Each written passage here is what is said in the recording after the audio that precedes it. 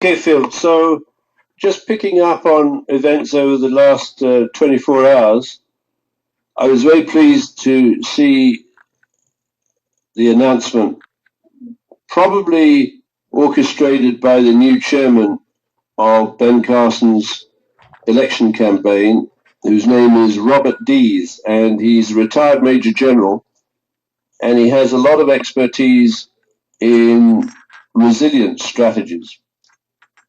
Now, as I understand it, resilience strategies are often focused on business continuity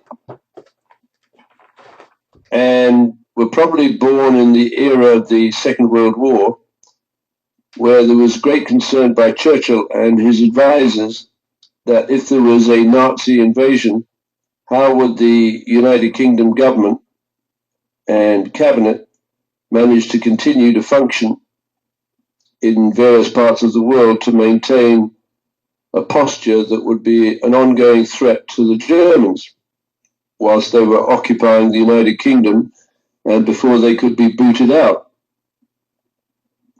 So this idea of continuity of government was born, and I suppose some historians, and I'm not a historian, would argue that at the end of World War II, that continuity of government network should have been dismantled. But it wasn't, it was actually strengthened. But the interesting thing about a continuity of government network in the Second World War, it was operated at a technical level by a company called RCAGB 1929, Radio Corporation of America, Great Britain 1929. Now, whether you argue that it was a branch office of what was set up in New York at the Rockefeller Center by David Sarnoff, or it's the other way around, I don't know. But fast forward to the present, there is no permanent building that is the hub of the continuity of government network operated by Serco, which used to be called RCAGB 1929. In fact, what's happened with Serco is, to all intents and purposes, it's a virtual floating matrix of organized crime. Did I invent that term, virtual floating matrix? No, the RCMP did. In 2000, at a law enforcement conference in Toronto, that term popped up on the radar for the first time, and the then commissioner of the RCMP, Zaccardelli, got fired because quite obviously the powers that be didn't want attention to be drawn that organized crime had formed a virtual floating matrix around the world and had taken control of the sovereign governments originally behind the Five Eyes network. So how do you deal? Well, first of all, what is the MO, the modus operandi of a continuity of government criminal group?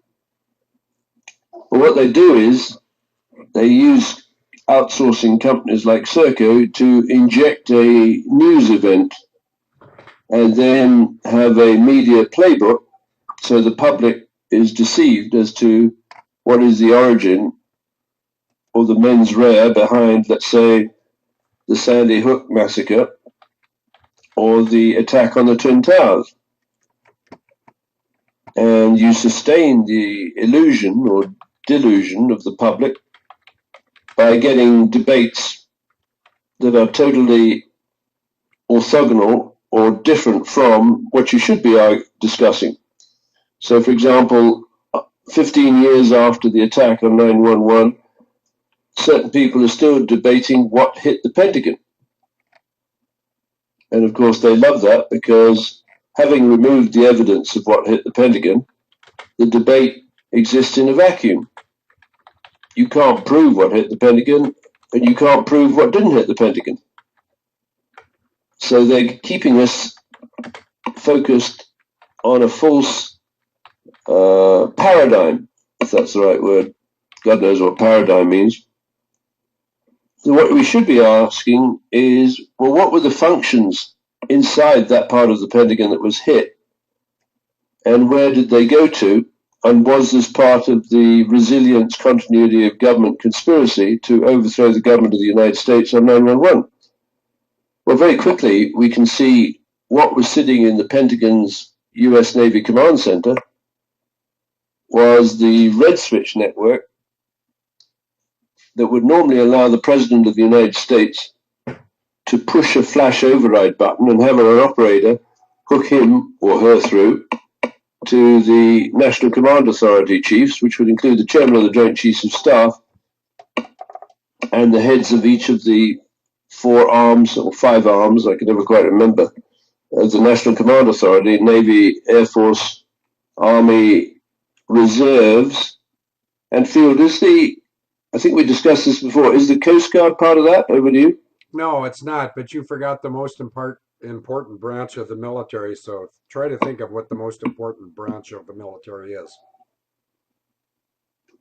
You're very faint for me. I can't hear you. Oh, okay, well, hang on. Can you hear me now? Yes. Okay. Yeah, you missed the most important branch of the military. You said the Army, Navy, Air Force, and Reserves. Then you questioned the Coast Guard, which is part of the Treasury Department, I believe. But you forgot the most important and lethal branch of the U.S. military. Do you want to try to remember it? Yeah, Marine Corps, right? Yeah, don't forget that one. Okay, over to you. Right. So it's obviously, if you're in the middle of a continuity of government exercise and you've created some blue teams and some red teams, and if I understand correct, oh, here's old Silas. I'm going to put him in the car field. Over to you. Yeah, if you'd put him in the car and leave the car running in the garage with the exhaust going into the trunk, we wouldn't have to do this anymore. But anyway, for those of you who are not dealing with dogs, I want to apologize for our tech issues today. Tech issue number one, I went to the studio down there in Plum City and the internet wasn't working. Gee, imagine that. Okay, well, then I came home, which I'm at my home right now. In fact, I can prove it because I have an expired driver's license. I have, oh, this is really funny. Uh, I have a Aristana ID card, which I should have turned in, and I would have if they'd paid me. But Aristana, which is a very good company, by the way, but they've got some, like most companies, they have horrid management, and they stiffed me out of, oh, I don't know, a couple $1,000s. So what I did was I helped myself to their ID card, and I wear it. In fact, if anybody, let's see who's here today. The British people, Afterburner, she's probably seen my Aristana card. David hasn't. Denise has. Doug McNichol probably has, even if he doesn't remember it. I'm looking to see if Vanishing Point. Uh, I see a person in Texas who's probably seen my ID card. I'm looking for Vanishing Point and Liverish Peasant. Vanishing Point's here. He's seen it, whether he remembers it or not. Sunshine's seen it, whether she remembers it or not. Liverish Peasant isn't here. If anybody ever meets me anywhere in the world, just say, show me your ID, and it won't be this one, but it'll be one just like that, with also a credential from the CAC, which is some phony baloney uh, Kazakhstan deal. I'm looking at another ID. It says Field McConnell, Ramey High School, class of '67. I'm also looking at another ID that says USS America CVA Reunion 2014 and my name, Field. But it's not about me, it's about the truth. And I think the truth is getting out. I'm just going to check and see if a certain Shangri-La is here, which she is not. But if she's listening, I'd like to chat with her later today regarding Anna von Reitz. And David, I know you're probably back, so just remain silent for another couple of seconds. And I use the gravity method in my office. Oh, here's something from the Wisconsin Department of Revenue. I don't have time for that, especially when it's a Muslim attorney. Here's Anna von Reitz's book, which is an affidavit of probable cause. And I think that effort is, well, January 16th is the deadline for that effort. And I'm optimistic that the goal will be achieved. David, are you back? Yes or no? Okay, David, turn your mic on and tell me if you're back, yes or no. Okay, David's been consumed by his dog. I knew that dog was being underfed and someday he'd eat David, but it seems that today's the day. So if David comes back, are we having prayers at 2022? Yes, we are. Thank you very much, from Denise. I set my alarm down at the shop, which means that about 1 hour and 53, no, about 53 minutes ago, it came up. I don't think you have to file state taxes until the Fed for that year is finished. Yeah, you don't. In fact, taxes are actually not required unless you're a federal employee or you live in the District of Columbia. And the states, all 50 of them, are actually franchises of the Corporation of the United States of America. And nobody has to pay taxes to the United States of America Corporation. And therefore, if you don't have to pay taxes to the United States of America Corporation, then of course you don't have to pay taxes to any of the franchises, which are the 50 states. Having said that, let's see if David's back. 1, 2, 3. David, are you back? Yes, I am. Okay, you got about 6 minutes. Then I'm gonna break in with a prayer. Okay, so the second paragraph of today's post, AD asserts that the UK Cabinet Office outsourced the production of news injects and media plays for resilient snuff films to Serco bookmakers, sometimes known in the UK as Bookies, who operate death pool suites in elite hotels to trap the gambling guests of Donald Trump. So really this election campaign is, they've set, I think Chomsky said, the way to control the public is to allow strong public debate between limits, but control the limits of the debate. So you've got this clown Trump, who's a highly indebted, technically bankrupt businessman, who's handed the steering of his business out of bankruptcy to a hedge fund named Avenue Capital Management, on whose board of directors was one Chelsea Clinton. So the Clintons know exactly how bad a businessman Donald Trump is, and they know the source of his wealth. But they need Trump to bloviate and say, well, he's going to put a fence between the United States and Mexico and get the Mexicans to pay for building it. But that's not going to work because Field's sister, back in 1996, together with her cronies in the Department of Justice, put together a online system called Sentry to move drugs, weapons, and guns and killers across that border. So putting up a fence is not going to solve that problem because the problem exists in cyberspace. You can have virtual identities and real guns moving north and south, and that has been taking place, well, forever. But particularly interesting, the funding of that gun and ammunition and drug trade was handled by the bank, Serco's bank, which is HSBC. So he's bloviating, and she, that is Hillary Clinton, is blackmailing him. So I think they call that the Mexican standoff. They can both destroy each other. So you have to go up the food chain and find out who's handling them. Well, it's the United Kingdom Cabinet Office,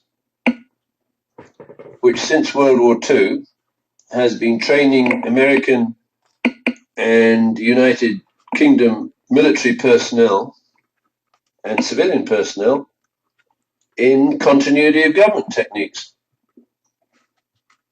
through injecting news and media plays. And lo and behold, the MO of the resilience wars for Pearl Harbor is identical to the MO for resilient wars on 9/11. In both cases, the United States Air Force was stood down.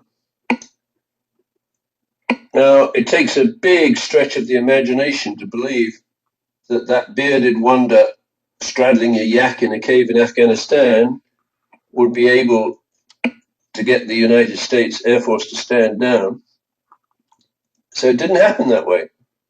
What happened during that continuity of government exercise known as Amalgam Virgo on the 1st and 2nd of June, and then the real thing on the 11th of September, was that Serco hacked into the Defense Red Switch network of the United States National Command Authority and spoofed the command from senior people within the National Command Authority, and in particular, a man by the name of Gordon England, who was the Secretary for the Navy. And what he did is he told the Pentagon's US Navy Command Center duty officer, Captain General DeConto, to stand down and forbade him from firing the missiles on the Pentagon roof to take out the weapons platform that was about to destroy him and his, I think, about 125 of his colleagues. And it would be very interesting if we can get this woman, Hillary Clinton, in a court of law to say, where did the autopsies go, former Madam Secretary? And what I think Americans will find, hopefully to their horror, is no autopsies were done on the people who died in the Pentagon's US Navy Command Center on 9/11. And my guess is a significant number of autopsies, provided the evidence has been totally destroyed, will show the crime of arkancide, i.e. 2 bullets in the back of the head. Normally, one would argue the first bullet would take care of the suicidee, and the second bullet is a freebie, just to make sure he's dead, or she's dead. So the resilience war that was launched, if you will, in the Second World War, allows a fake continuity of government exercise to take place where everyone or most of the people acting within that continuity of government exercise are acting in good faith.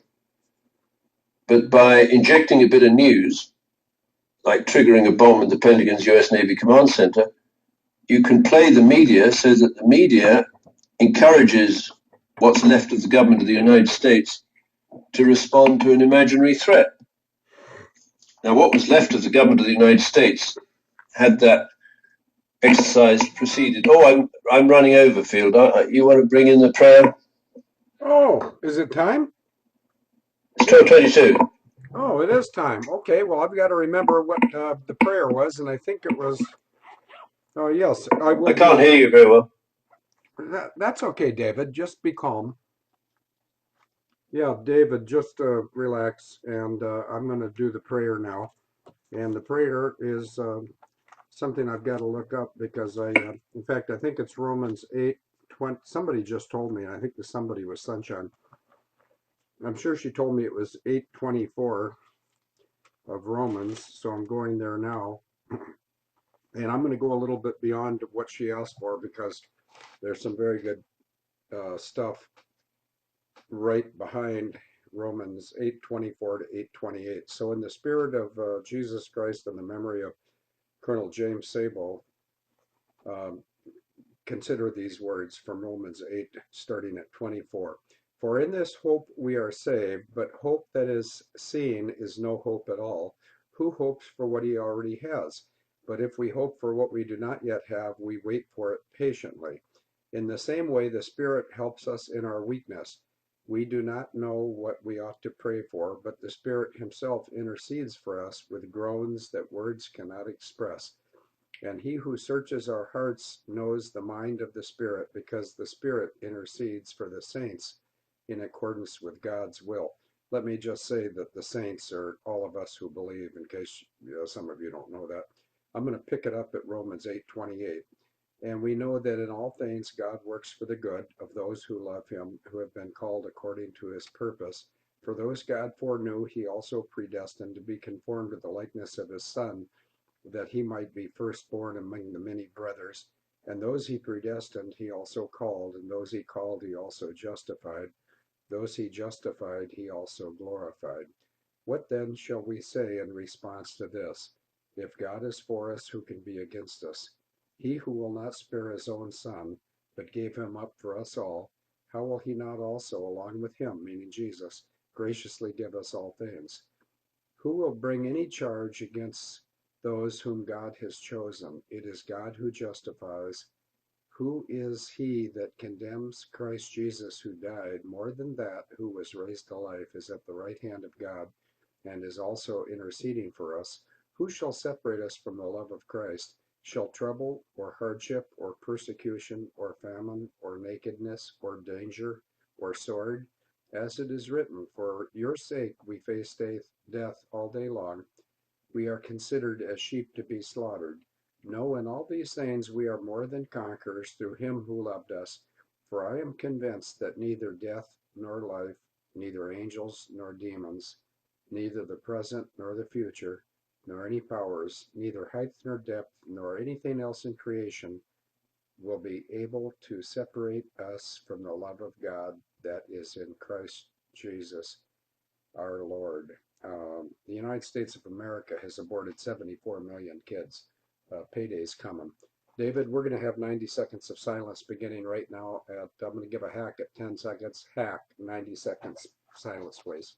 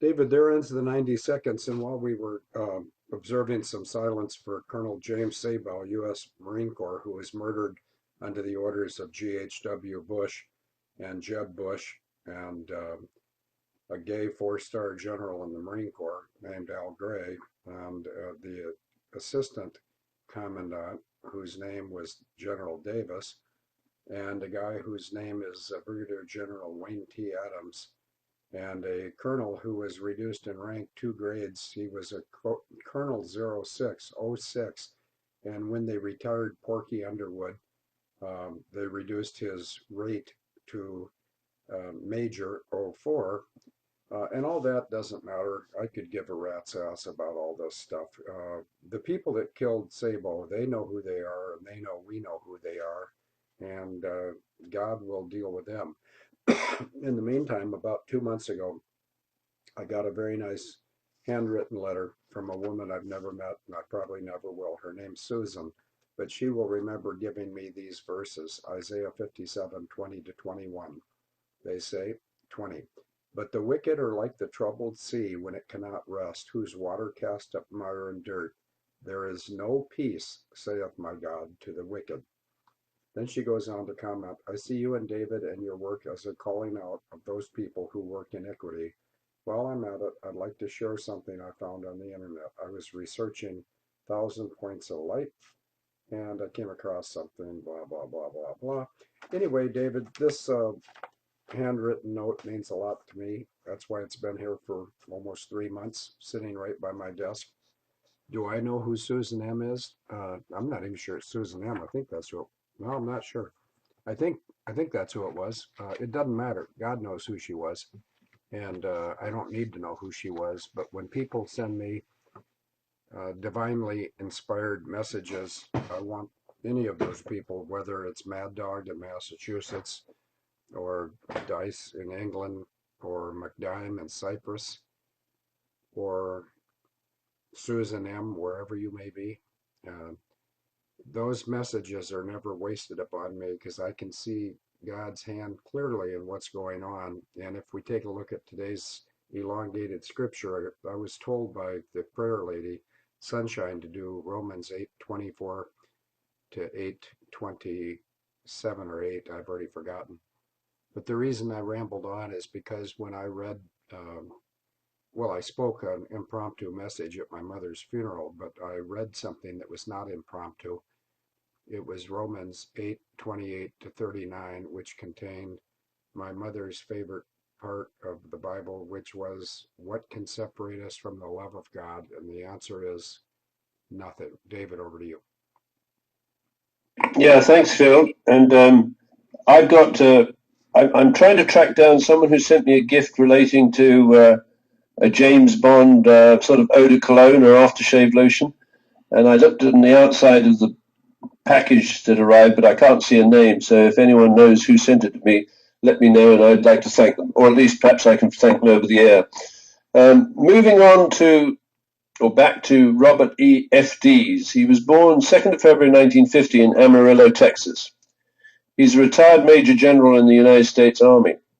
He's a specialist on national security and is currently the chairman of the Ben Carson campaign for the Republican presidential nomination in 2016. And he's written a book, a trilogy of books on resiliency.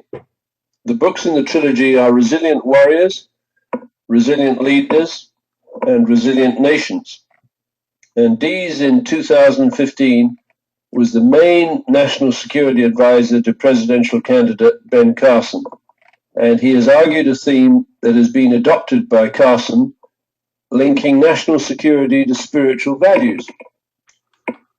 Dees argues in Resilient Nations that the greatest threat to America is not terrorism or China or Russia, but rather the decline of its spiritual infrastructure. Dees writes, at the height of Roman decadence, good became evil and evil became good. And I love this phrase. One can rightly argue that the United States is frightfully close to a similar fate. Prayerfully, it is not too late. So when you pray, Field, and you pray with unknown numbers over the internet through this live stream connection, I can join you. Maybe I say a different kind of prayer, but I am praying that it's not too late. And I don't believe it is, because fortunately, and how Abel Danger was born, I don't know. I don't know precisely. But it's probably the only counterintelligence network in the world that can help people of faith pray in a direction that will result in terms of an outcome with the defeat of the enemy in the resilient wars. Because what these people are doing, they're injecting news and manipulating the media on a scale almost unique in human history. I take as a classic example, and I believe someone in the chat room was trying to understand why we were using this term D-Day plus 1, D-Day plus 2, and it's now D-Day plus 34. And that goes back to the greatest scientific fraud in human history, which is what took place in Paris, starting effectively on the 1st of December, where otherwise intelligent people gathered together to, well, at the moment it looks like a successful attempt to cap the production of carbon dioxide by the human race. And right now they think they've got away with the scam. where the Clintons can punish a sovereign nation if the Clintons and their cronies deem them to have violated the carbon cap for that country. Now, how do you stop a living, breathing mammal from producing carbon dioxide? Kill them. You kill them. Yeah.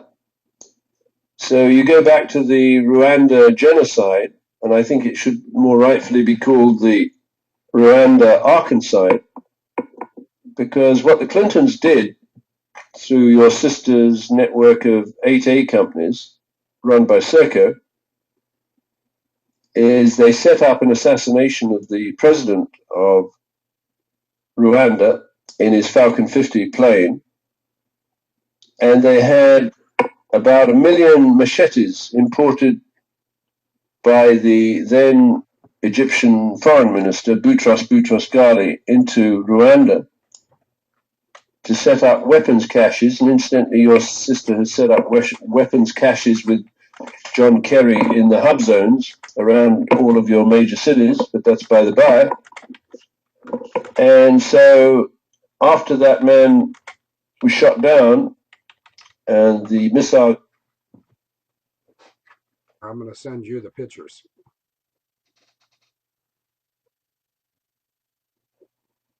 David. Yes, Phil. Okay, you were in mid-stroke. I don't know what you were talking about because, as you well know, I never listen to you and you never read my crap. But go ahead, you're loud and clear. Actually, I did read your crap today. I thought your ad was very good. It's the longest I've ever seen, but... Well, are you talking about my ad? Yeah. Oh, okay, you said the longest you've ever seen. I was a little confused. Yeah, it's not the longest I've ever done. The reason it was so long today, and would somebody please remind David and I how many posts were in there? I think 51 to 55, but we actually had 70 or more once. But what happens with those long shows is they tend to be generated after we have a break of some kind, and we had a break over Christmas. So last Wednesday was our last show, so we had a 5-day break, and I get no break in incoming images. And there's an image right there. Who put this up? Bucky did. Thank you, Bucky. There's a picture of a very small lady from England named Agent Dice and a very big. Well, anyway, Bucky Badger weighs. I'd say I'm not sure. I've never weighed Bucky and I've never weighed Agent Dice, but I'd say Bucky's going about 185% extra over Agent Dice. Next time they're in Plum City, which could be any time, uh, I have reason to believe that I'll be seeing them both this month. Having said that, I'll leave it at that because nobody knows if I'm going to be going to England or if I'm going to be going to Texas, or if Bucky's going to be coming to Plum City, or Bucky and I are both going to Texas. But let's just go ahead and see if we have a good signal. And I've got to send video could not load or timeout. Let's just check and see. Jack Mac, Afterburner, Denise, or George, are we having a signal? Maybe I need to reload something. David, go ahead and talk, but I'm not sure if we're getting out right now. So we'll have to determine that. Over to you. Okay. Yeah. Thanks, Phil. So, well, I think we've caught up a little bit over the Christmas holiday and the New Year. So I think we're almost back to speed. And I believe January is going to be very interesting because my sense is that you and Robert Dees, the retired Major General, could be or could have a very productive meeting because I think we know enough about the Clintons and the UK Cabinet Office to defeat this. David. Okay. Well, I just got, I've got a notice from Jack Mac. The event ended. So if you want to record some more, give me 5 minutes, okay?